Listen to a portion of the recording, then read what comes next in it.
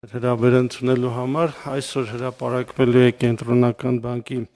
ֆինանսական կայունության 2024 թվականի հաշվետվությունը, որի հիմնադրույթները պարոն Գալստյանը կներկայացնի, որից հետո կարող եք հարցեր ուղղել։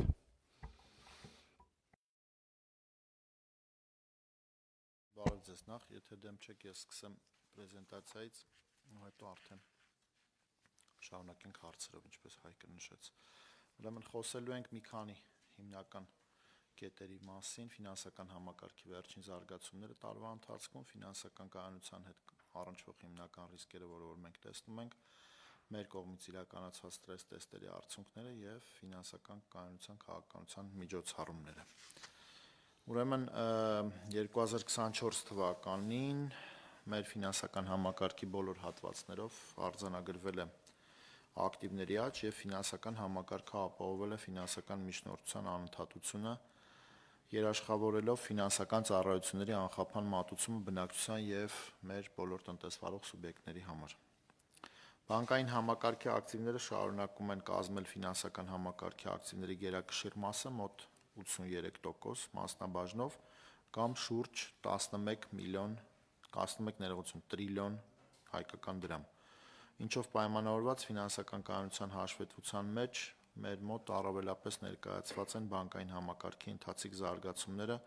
հնարավոր ռիսկերը եւ այդ ռիսկերի դիմակայելու գնահատականները ստրես տեստերի արդյունքով։ Ստեղ մի բան, որ ավելացրել ենք նախորդ տարիների համեմատ, դա ներդրումային ընկերությունների կողմից արձանագրված տարեկան աճն են, տեսնում եք, որ 57.1%-ով աճել է ու բավականին տպավորիչ թվեր ունենք նաև այդ առումով։ Ուրեմն 24 թվականին բանկային համակարգի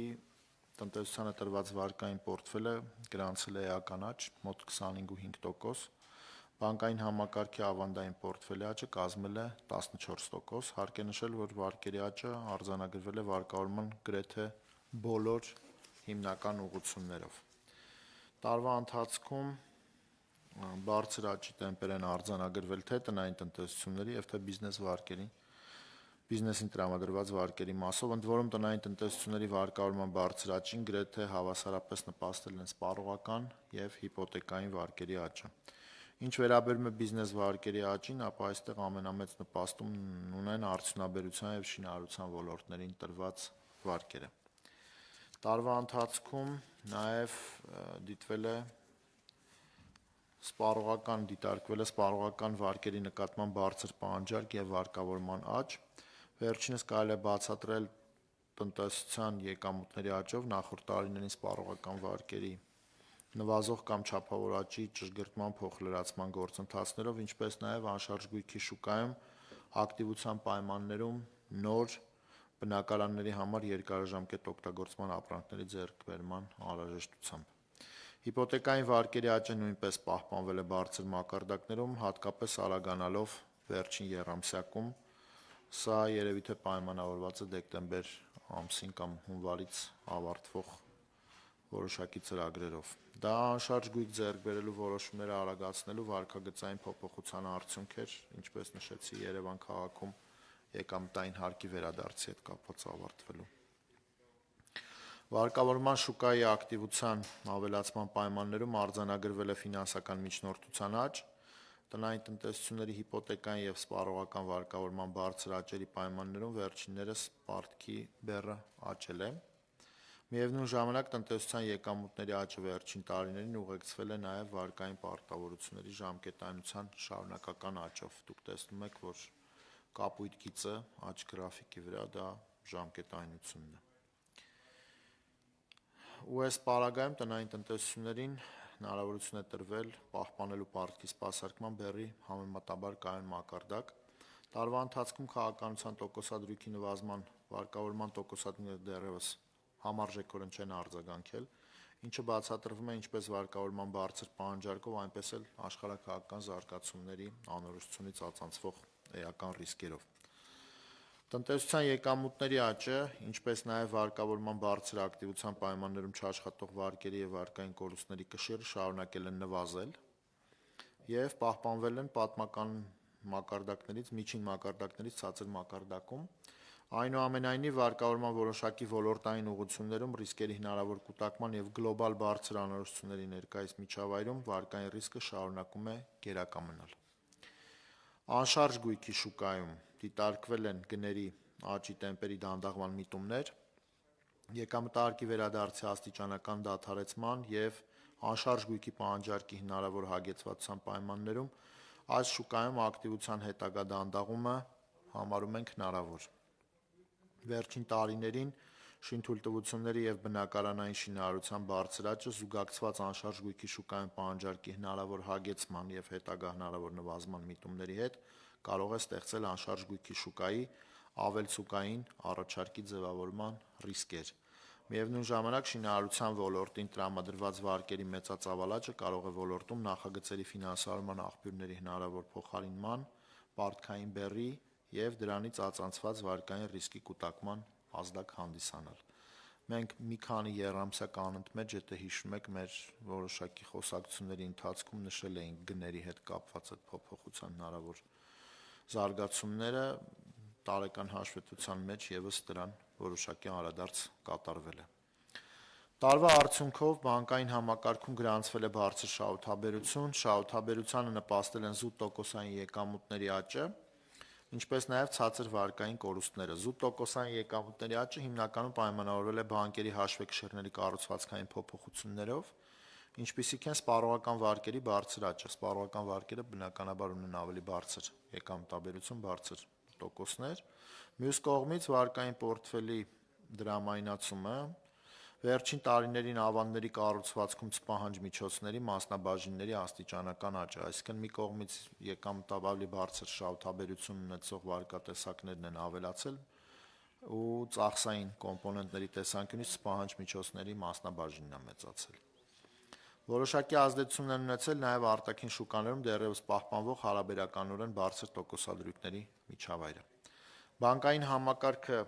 կարելի է նշել, որ բարձր կապիտալացված է և բավականին իրացվելի,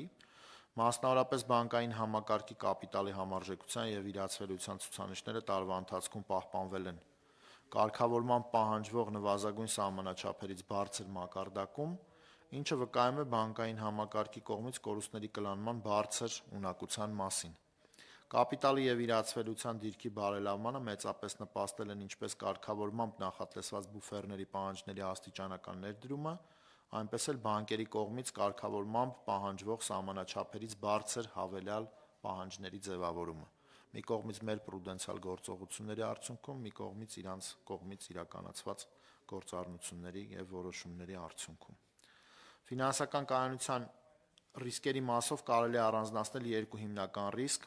որոնցից մեկը շարունակում է առավելապես պայմանավորված լինել արտածին գործոններով, մյուսը առավելապես ներքին զարգացման արդյունք է։ Մեկը դա աշխարհաքաղաքական անորոշությունները և առևտրատնտեսական լարվածությունների աճը շարունակում են մնալ որպես համաշխարհային տնտեսական աճին և ֆինանսական կայունությանը սպառնացող հիմնական ռիսկեր, մասնավորապես սպասվածից ավելի ցածր համաշխարհային տնտեսական աճի ռիսկերը գերակա են դիտարկվում բարձր գնաճի պահպանման ռիսկերի համեմատությամբ։ Այս ռիսկերի նյութականացումը կարող է անդրադառնալ նաև ՀՀ ներքին մակրոֆինանսական միջավայրի վրա, ստեղծելով տնտեսական աճի նվազման, մասնավոր հատվածի պարտքային բեռի և դրանից ածանցված վարկային կորուստների նյութականացման ռիսկեր։ Եվ երկրորդը վերջին տարիներին շինթույլտվությունների և բնակարանային շինարարության բարձր աճը, զուգակցված անշարժ գույքի շուկայում պահանջարկի հնարավոր հագեցման և հետագա հնարավոր նվազման միտումների հետ կարող է ստեղծել ավելցուկային առաջարկի ձևավորման ռիսկեր։ Միևնույն ժամանակ շինարարության ոլորտին տրամադրված վարկերի մեծածավալ աճը կարող է ոլորտում նախագծերի ֆինանսավորման աղբյուրների հնարավոր փոխարինման, պարտքի բեռի և դրանից ածանցված վարկային ռիսկերի կուտակման ազդակ հանդիսանալ։ Ինչ վերաբերվում է մեր մակրոստրեսային սցենարներին, որպես սկզբնական շոկ դիտարկվել է արտաքին ծագման անբարենպաստ իրադարձությունների նյութականացում, ինչը տարբեր ուղիներով, թե արտաքին, թե ներքին պահանջարկ, գնաճային սպասումներ, էներգակիրների գներ, անշարժ գույքի շուկայի զարգացումներ կարող են հանգեցնել տնտեսական աճի կտրուկ անկման, փոխարժեքի և տոկոսադրույքների աճի, ինչպես նաև զգալի գնաճային ճնշումների։ Ենթադրվել է, որ շոկերը իրենցից հիմնականում ազդեցությունը կունենան 20-26 թվականներին, այնուհետև դրանց ազդեցությունը աստիճանաբար կմարի, այսինքն ստրեսային սցենարը տենց ենք դրել։ Ինչպես արդեն նշել ենք, բանկային համակարգը ներկայումս բնութագրվում է կապիտալի և իրացվելիության բավականին բարձր բուֆերների ցուցանիշներով, պաշարներով, ուստի բանկային համակարգի համար իրականացված մակրոստրես տեստավորման ամփոփ արդյունքները վկայում են, որ նույնիսկ խիստ վատատեսական սցենարի դեպքում համակարգը ունակ է կլանելու հնարավոր կորուստները, պահպանելով ֆինանսական միջնորդության գործառույթի անհնդհատությունը։ Ստրես տեստի ողջ հորիզոնի 3 տարվա համար հաշվարկված անսպասելի կորուստների մեծությունը կազմել է մոտ 150 միլիարդ դրամ, ինչը համարժեք է ռիսկով կշռված ակտիվների մոտ 1,85%-ին, այս գնահատականը ի թևս այլ գործոնների հիմք է հանդիսացել մեր համար 24 թվականի 3-րդ եռամսյակում countercyclical buffers, հակացիկլիկ բուֆերների դրույքաչափի 0,25%-ային կետով խստացման համար։ 24 թվականին ՀՀ տնտեսությունը շարունակել է գտնվել ֆինանսական ցիկլի աճի փուլում, իսկ վարկեր հնա-բացասական ճեղքվածքը զգալիորեն կրճատվել է։ Տարվա ընթացքում վարկային պորտֆելի բարձր աճը հանգեցրել է վարկեր հնա ցուցանիշի աճի, ինչի արդյունքում վերջինս գրեթե հավասարվել է իր երկարաժամկետ տրենդին, կարմիր գիծը ներքևից կպել է սևին։ Ֆինանսական ցիկլի ինդեքսը ևս տարվա ընթացքում աճել է, ինչը հիմնականում պայմանավորված է եղել հիպոթեկային և սպառողական վարկերի մեծածավալ տրամադրումներով։ Այս պայմաններում Կենտրոնական բանկի մակրոպրուդենցիալ քաղաքականությունը ուղղված է եղել հասցեագրելու վարկային շուկայի ցիկլային դրսևորումներից ածանցվող հնարավոր ռիսկային զարգացումները։ Արձագանքելով վարկային շուկայում ցիկլային զարգացումներին, Կենտրոնական բանկի խորհուրդը, ինչպես նշեցի, 24 թվականի 3-րդ եռամսյակում կապիտալի հակացիկլիկ բուֆերը դրույքաչափը բարձրացրել է 0,25%-ային կետով, ինչի արդյունքում 25 թվականի մայիսի 1-ից հակացիկլիկ բուֆերի գործող դրույքաչափը կազմում է 1,75%։ Հիշում եք, որ ստրես տեստային միջավայրի համար, որ հաշվարկել էինք, մեր ռիսկով կշռված ակտիվների 1,85%-ի չափով պիտի լիներ այն 150 միլիարդը ծածկելու տեսանկյունից, չէ, հնարավոր պոտենցիալ ռիսկերը, մենք կապիտալի բուֆերը բարձրացրել ենք արդեն 1,75%-ով։ Դրույքաչափի բարձրացման վերաբերյալ որոշումը կայացնելիս Կենտրոնական բանկն հաշվի առել նաև բանկերի հաշվեկշիռներում արդեն իսկ կուտակված ռիսկերի գնահատականները, բանկերի կողմից կապիտալի հնարավոր համալրումների ծախսատարությունը, իրականացված ստրես տեստավորման արդյունքները, ինչպես նաև տնտեսության վարկավորման անընդհատության վրա բուֆերի դրույքաչափի ավելացման հնարավոր ազդեցությունը։ Տարվա ընթացքում մակրոպրուդենցիալ քաղաքականության մյուս գործիքների դրույքաչափն անփոփոխ է մնացել, մասնավորապես անշարժ գույքի գրավով ապահովված դրամով վարկերի համար կիրառվող վարկ-գրավ հարաբերակցության սահմանաչափը մնացել է անփոփոխ 90% մակարդակում, իսկ ոչ ռեզիդենտների արտարժութով տրամադրվող վարկերի համար 70% մակարդակում։ Սա պայմանավորված է այն հանգամանքով, որ ըստ էության անշարժ գույքի և հիպոթեկային վարկավորման ոլորտում ակտիվության հետագա մեղմացումները հնարավոր են համարվում և Կենտրոնական բանկի կողմից լրացուցիչ միջամտությունը կարող է նպատակահարմար չլինել։ Ես այստեղ կանգնեմ և խնդրեմ հարցեր։ Առկա համեցեք։ Շնորհակալություն, պարոն Գալստյան, մի ճշտում, չաշխատող վարկերի տոկոսը ընդհանուր պորտֆելում ինչքան էր կազմում։ 1,2%, կարմիր գիծն է, աճ առանցքով։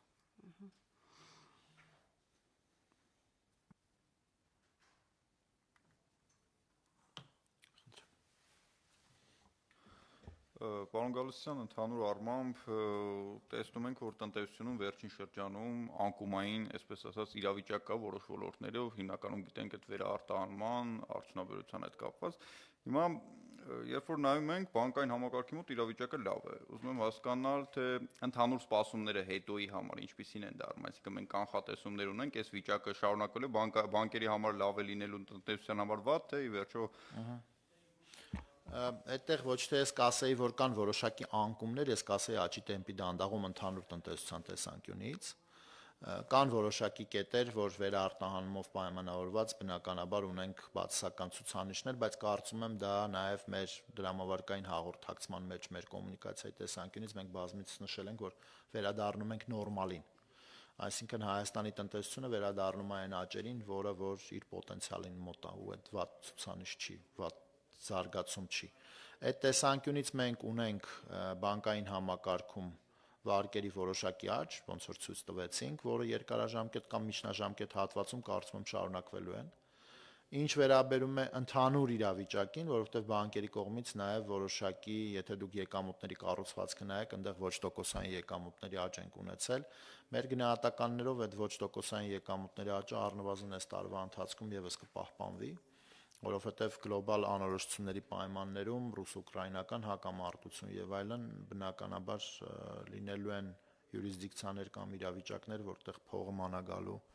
կայունություն ու որոշակիություն։ Մենք հուսանք, որ վերջին տարիների ընթացքում մեր երկրում մակրոտնտեսական կայունությունը առավաչանական վկայությունն է այն բանի, որ նաև ինվեստորների կողմից կա որոշակի վստահության պաշարի կուտակում ու չենք կարծում, որ արագ դեպքերի զարգացումների արդյունքում մենք կունենանք արտահոսք Հայաստանի ֆինանսական համակարգից։ Ու նաև փոխարժեքի հետ կապված, ես հիշում եմ 24 թվականից սկսած բոլոր միջազգային կառույցների մոտ, Եվրասիական զարգացման բանկի մոտ որոշակի կանխատեսումներ կային, որ հիմա վաղ թե ուշ փոփոխություններ են լինելու, դրամը որոշակիորեն դոլարի նկատմամբ արժեզրկվելու է, բայց ինչպես տեսնում ենք, հիմա էլ դեռ հակառակ process-ն է տեղի ունենում, անգամ կենտրոնական բանկը որոշ դեպքերում լրացուցիչ գնումներ է իրականացնում։ Այս առումով իրավիճակը դարձյալ էլի կապելով տնտեսության հետ, երբ որ նայում ենք տնտեսությունում այն գործոնները, որոնք որ նպաստում էին արտարժույթի արժեզրկմանը կամ դոլարի արժեզրկմանը, հիմա ըստ էության դարձյալ դանդաղել են։ Տրանսֆերների ծավալը իհարկե մեծ է, բայց արտահոսքն էլ փոքր չէ։ Այս առումով ինչ իրավիճակ ունենք։ Այդտեղ էլ ես մի քանի գործոններ կառանձնացնեի ու տնտեսվարողներին որևէ ազդակներ տալուց ես կարծում եմ մենք պետք է որոշակի զգուշավոր լինենք, որովհետև ցանկացած մարդ ըստ էության հասարակ քաղաքացիների մեջ մանավանդ իրանք նայում են նոմինալ փոխարժեքին, այսինքն 1 դրամը կամ 1 դոլարը հավասար է 385 դրամ։ Այնինչ իրականում տնտեսական process-ները ճիշտ հասկանալու տեսանկյունից պետք է նայել իրական արդյունավետ փոխարժեքի վարկագծին, ուտեղ դուք երևի թե հետևում եք, մենք տեսնում ենք, որ ռուսական ռուբլու կտրուկ արժևորում է տեղի ունեցել տարվա ընթացքում, այսինքն նոմինալ առումով որոշակի փոփոխություն կա հայկական դրամ եւ ռուսական ռուբլի փոխարժեքի մեջ 1, երկրորդը մենք տեսնում ենք, որ Ռուսաստանում այնուամենայնիվ գնաճը դեռևս շարունակում է մնալ ավելի բարձր, քան Հայաստանում։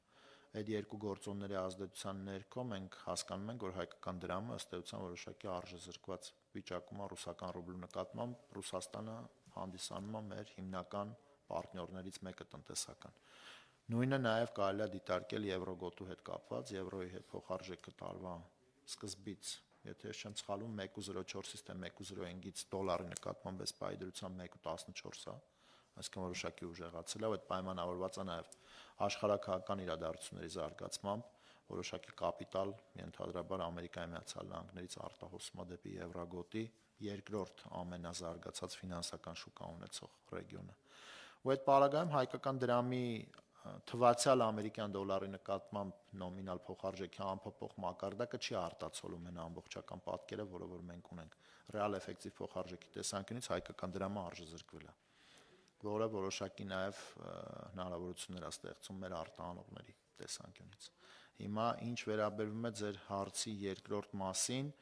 պահանջարկի առաջարկի հաշվեկշռվածության մասին, մենք տեսնում ենք, որ այս պայդրությամբ այնուամենայնիվ post factum ենք իհարկե դրա մասին տեսնում, որովհետև ինչպես դուք նշեցիք, մենք որոշակի գնումներ ենք իրականացնում, երբ տեսնում ենք, որ շուկան ֆունկցիոնալ առումով միակողմանի է դառնում,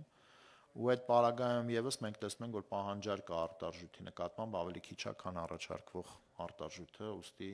գնի դեպի ներքևի ուղղությամբ ճնշումներ որոշակիորեն կան փոխարժեքի տեսանկյունից։ Ներողություն արքան հարցում Պարոն Գալստյան,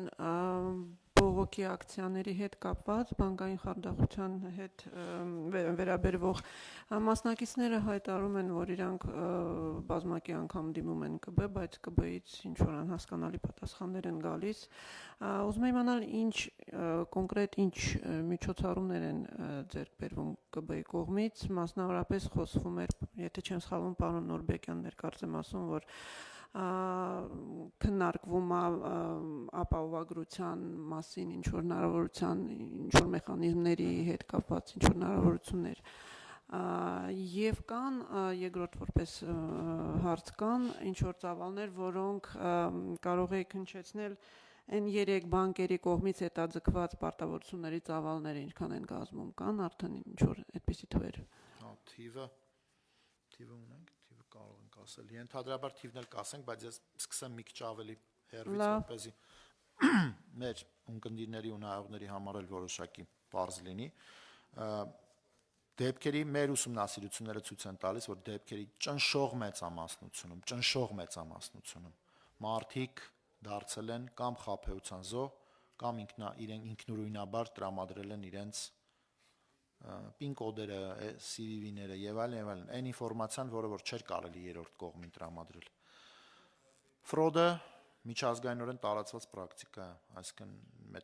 մենակ մենք չենք, մեր երկրում չի, գրեթե ամենուրը։ Ես ում հետ որ խոսել եմ վերջի ժամանակում բոլոր երկրներում այդ կա։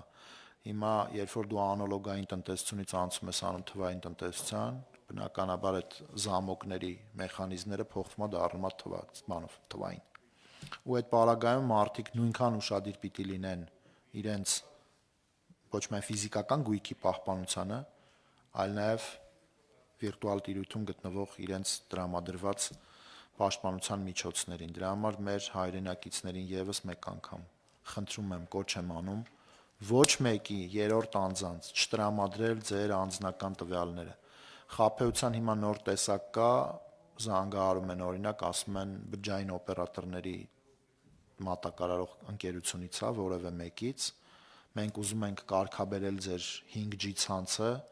խնդրում ենք հիմա մի հատ հաղորդագրություն կգա ձեր հեռախոսի վրա, որպեսզի դուք արագ ավելի ինտերնետ ունենաք, խնդրում ենք սեղմեք դրա վրա, սեղմում են, հետո դրա միջոցով կոդն են վերցնում, կոդի միջոցով մուտք են գործում իրանց բանկային ծառայությունների application-ները, հավելվածները, ուտեղ արդեն ոչ մեկ չի կարող կանխարգելել որևէ բան։ Այդ տեսանկյունից ես խնդրում եմ,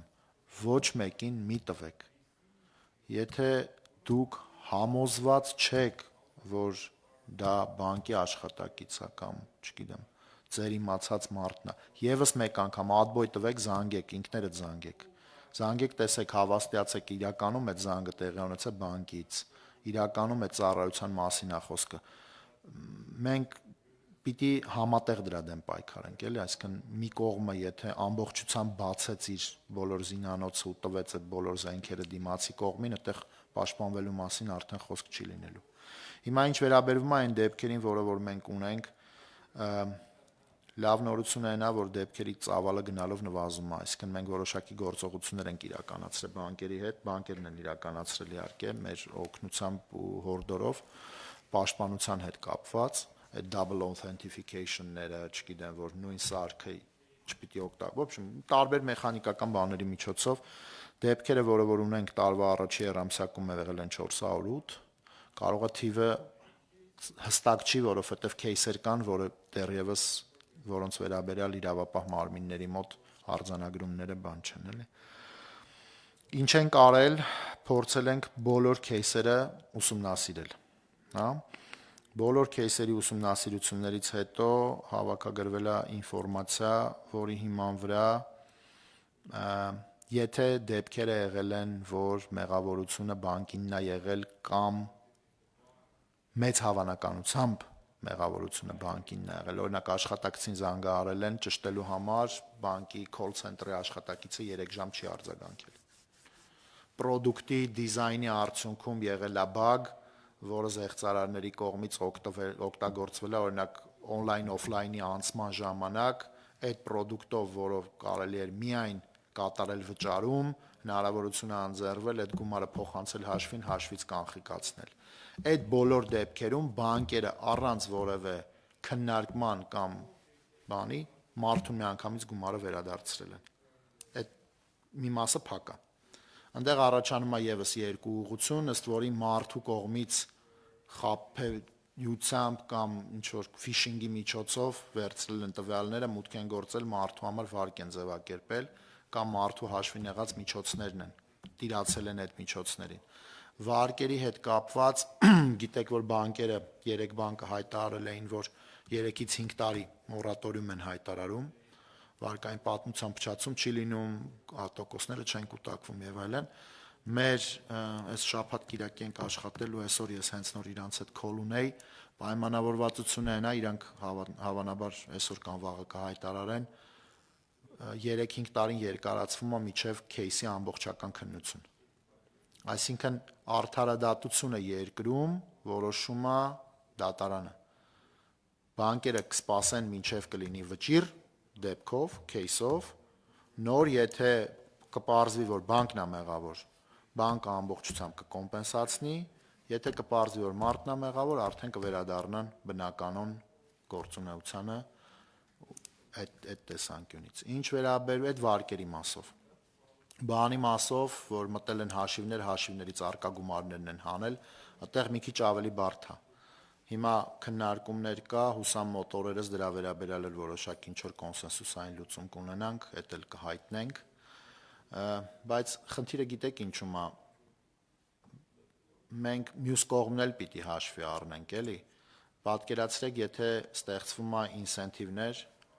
որպեսզի մարդը իր ինֆորմացիան, ես ու դուք գալիս ենք իրար հետ համաձայնության, ես դες տալիս եմ իմ ամբողջական տվյալները,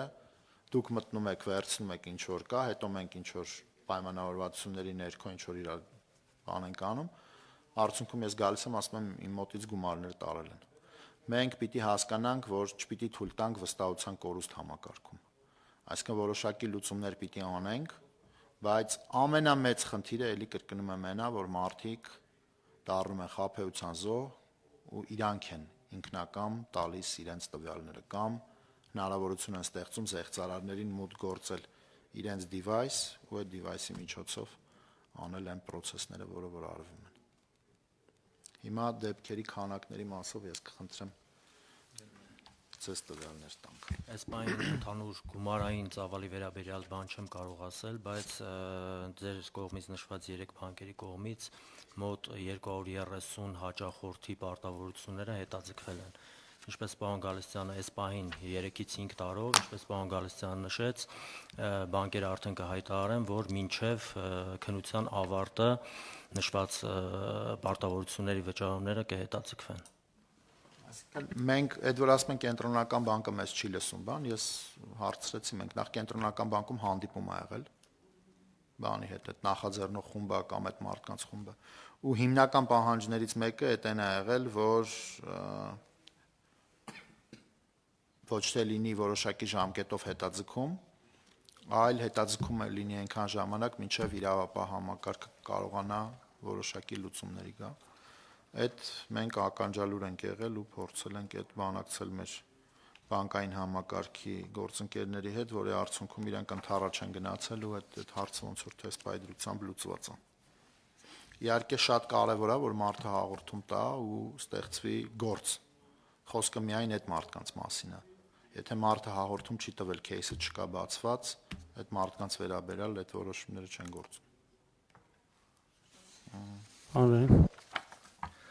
Պարոն Գալստյան, նաև աշխարհակաղակական անորոշությունների հետ կապված, այս շրջանում գիտենք մեր կենտրոնական բանկը միշտ հետևում է Ֆեդի աշխատանքին, Եվրոպական կենտրոնական բանկին ու Ֆեդն էլ այսպես ինչ որտեղ գալիս է սպասողական իրավիճակում է հստակ որոշումներ կայացնելու հետ կապված ու այս իրավիճակում երբ տարբեր են մոտեցումները նաև Եվրոպական կենտրոնական բանկի Ֆեդի ու նաև բնականաբար այլ հատվածներում որն է, այսպես ասած, մեր ճանապարհը։ Մենք սպասում ենք որ ուղղության, այսպես ասած, լուծումներին կամ տոկոսադրույքների հետ կապված իրավիճակին։ Առումով մենք չենք սպասում ոչ մեկին, մենք մեր գործողությունների պլանը ունենք, այսինքն դուք գիտեք, որ դրամարկային քաղաքականության տեսանկյունից մեր քաղաքականության շրջանակը փոխվել է։ Մենք հիմա ունենք արդեն 3% թիրախ ու ունենք նոր շրջանակ, որտեղ քննարկում ենք տարբեր սցենարներ։ Սցենարների մի մասը ավելի բարձր տոկոսադրույք շուկայի սպասումների համեմատ, մի մասը ավելի ցածր ու բնականաբար այդ բոլոր кейսերը քննարկելու արդյունքում հիմա մյուս շաբաթ նորից սկսվում է այդ ցիկլը։ Մենք 2 շաբթի օր ունենք նախանիստ, 3 շաբթի օր ունենք տոկոսադրույքի նիստ, որի ընթացքում կորոշենք տոկոսադրույքը։ Ֆեդը ինչով է կարևոր, ինչպես նշեցիք, Ֆեդը կարևոր է այն առումով, որովհետև գլոբալ ամեն դեպքում տոկոսադրույքը դա Ամերիկայի դոլարի տոկոսադրույքն է, որը Ֆեդի կողմից է սահմանվում։ Ու եթե իրանց մոտ թե աշխարհակահաղական իրադարձությունից ելնելով, թե ներքին ֆիսկալ խնդիրներից կամ ֆիսկալ քննարկումների արդյունքում կստեղծվի իրավիճակ, որը բավականին հավանական իրավիճակ է, որ երկարաժամկետ տոկոսադրույքները կշարունակեն մնալ բարձր տիրույթում, այդ աշխարհի համար ենթադրվում է, որ չեզոք տոկոսադրույքները շատ երկրներում լինելու են ավելի բարձր, քան մենք կցանկանայինք, որովհետև բարձր տոկոսադրույք չեզոք Ամերիկայում տրանսլյացիա է լինում Հայաստան, ավելի բարձր տոկոսադրույք բնականաբար ավելի մեծ բեռ տնտեսվարողների համար, բայց դա ըստ էության անքննելի ու անառարկելի փաստ է, որի հետ մենք բոլորս առնչվում ենք։ Քանի որ եկաք այդ 3%-ի հետ կապված, երբ մենք փոփոխություն կատարեցինք, իհարկե այսօրվա թեման այդ մասով չի, բայց ամեն դեպքում հիմա արդեն տեսնում ենք, որ որոշակիորեն բարձրացել է, եւ հետհայացքով նայում ենք մեր որոշումը, իհարկե այսպես կարճաժամկետ է ինչ որ բան ասելու համար, բայց մեր որոշումը արդարացված է, թե դեռ վաղ է ասել։ Չէ, միանշանակ արդարացված որոշումներ, այսինքն մենք տարիներ շարունակ, այսինքն մեր պահային չէր այդ որոշումը, որ այս պահի դրությամբ ընդունենք։ Մենք տարիներ շարունակ այդ շրջանակների կատարելագործման գործը որ անում էինք, հենց նպատակը այն էր, որովհետև գնաճը ինչ է, գնաճը ծախս է։ Ու եթե դու կարողանում ես քո համբավի կամ քո նկատմամբ վստահության արդյունքում գնաճի թարգեթավորման քաղաքականության ներքո հայտարարել մի թարգետ կամ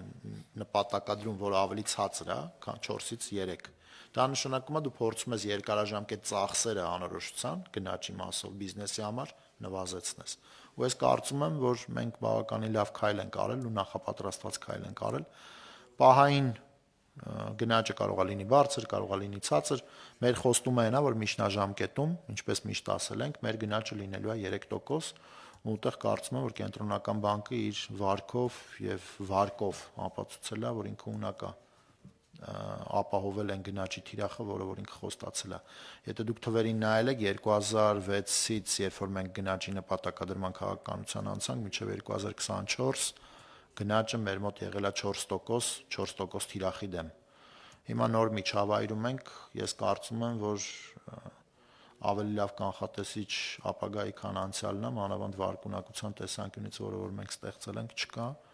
ու համոզված եմ, որ ժամանակ կանցնի, երևի թե ինչ որ անդրադարձ կլինի մեր կողմից իրականացված քաղաքականության արդեն պատմական ռետրոսպեկտիվ տեսանկյունից ու կգնահատվի այն, ինչ որ մենք այսօր արել ենք։ Մի հարցել, օրեր առաջ վարչապետի մոտ հերթական անգամ քննարկման եք մասնակցում, կապված այդ անկանխի գործառնությունների որոշակի ակտիվացման մասով։ Այս առումով մենք խնդիրներ ունենք, այսինքն որն է մեր հիմնական նպատակը, որովհետև կարծես թե վերջին տարիներին հնարավոր բոլոր որոշումները, օրենքները հենց այս ուղղությամբ էին։ Մենք ունենք ծավալների էական աճ անկանխիկի ու խնդիրը քննարկումների նրա մասին չի, որ մենք խնդիր ունենք դրա համար ենք հավաքվում քննարկում, խնդիրը նրա մասն է, որ ապագայում այն որոշումները, որը որ պետք է կայացվեն տնտեսական քաղաքականության տարբեր ուղղություններով, իրենք նախ սինխրոն լինեն եւ համահունչ լինեն այն մարտավարությանը, որը որ մենք ընտրել ենք, եւ փորձենք ինչ որ առումով նաեւ օժանդակել, խթանել ստվերի վերացումը, մարդկանց համար ավելի հարմար վճարումների իրականացում, ու այդ գնումա կպնում է մեր գործընկերոջ նախկին հարցին, մենք անցում ենք անում անալոգային միջավայրից ավելի թվային միջավայր, որտեղ ռիսկերը ակնհայտորեն մեծանալու են, բայց միևնույն ժամանակ մենք պետք է բոլորս ընդունենք, որ այն հնարավորությունները, որը թվային գործիքները մեզ տալիս են, ժամերով հերթ չկանգնել, ամեն ինչ անել այն տիրույթում, որը որ մաքսիմալ պաշտպանված է եւ այլն, այդ նաեւ պիտի հակադրվի այն ռիսկերին, որը որ ստեղծում է։ Որպես ճշտում դուք ասացիք անկանխիկի էական աճ կա, հիմա հարաբերակցությունը կանխիկի ու անկանխիկի ինչքան է կազմում։ Առևտրի մեջ։ Այո։ Ես կդժվարանամ հիմա ձեզ sense թվով ասել, կնայենք ձեզ կասենք առանձին թիվով։ Շատ լավ։ Բայց եթե ես չեմ սխալվում, Սրանից ամիսներ առաջ մենք ունեինք մի իրավիճակ, որ առաջին անգամ անկանխի գործառնությունները ավելի մեծ էին եղել, քան կանխի գործառնությունները։ Ամիսներ առաջ, այսինքն Անցած տարվա վերջում։ Անցած տարվա վերջում։ Եթե չեմ սխալվում, էլի, բայց պետք է նայել, որպեսզի ավելի ճշգրիտ լինենք։ Շատ լավ։ Եվ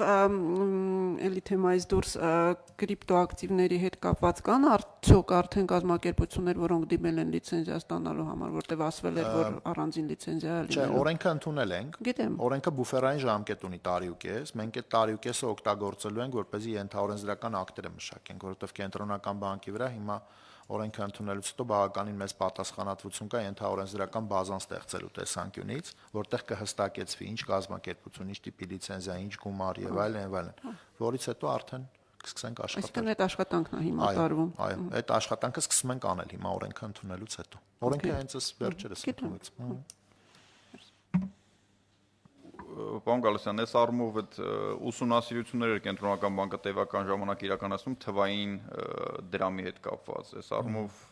ինչ որ եզրահանգման եկել ենք, թե դեռ չէ։ Ինքը էլի տենց շատ խոսացվող ու բավականին հետաքրքիր թեմա է։ Մենք վերջին քննարկումը արել ենք անցած ուրբաթ։ Խորհուրդ գործադիր բոլորով հավաքվել ենք, խոսել ենք, որոշակի ուղղություններով զարգացման բաներ, ծրագրեր ենք մշակել բանը աշխատելու ընթացքում ու բոլորս մի կետի վրա առնվազն բոլորս համակարծիք ենք։ Այսինքն ունենք թիմ, որը որ կարծում է, որ դրա անհրաժեշտությունը այս պայդրությամբ չկա, որովհետև եթե մենք ունենք գործուն լավ վճարահաշվարկային համակարգ, կարիքը չկա, մյուսը ասում է, չէ, պետք է անել, որովհետև աշխարհը գնում է այդ ուղղությամբ, զարգացման հեռանկարների տեսանկյունից ինքը պերսպեկտիվայով պրոյեկտ է, բայց երկու խմբերի կոնսենսուսային բանը այն է, որ ինքը կետ չի, ինքը ճանապարհորդության նման բան է, այսինքն անընդհատ պետք է դրա վրա ջանք դնել ու ժամանակ ծախսել, որպեսզի լինել առնվազն տեղեկացված, թե աշխարհում ինչա տեղի ունենում։ Այդ առումով բավականին հետաքրքիր գործեր ունենք անելու ու այդ մեր ոնց որ հետազոտական օրակարգի կետերից մեկն է լինելու։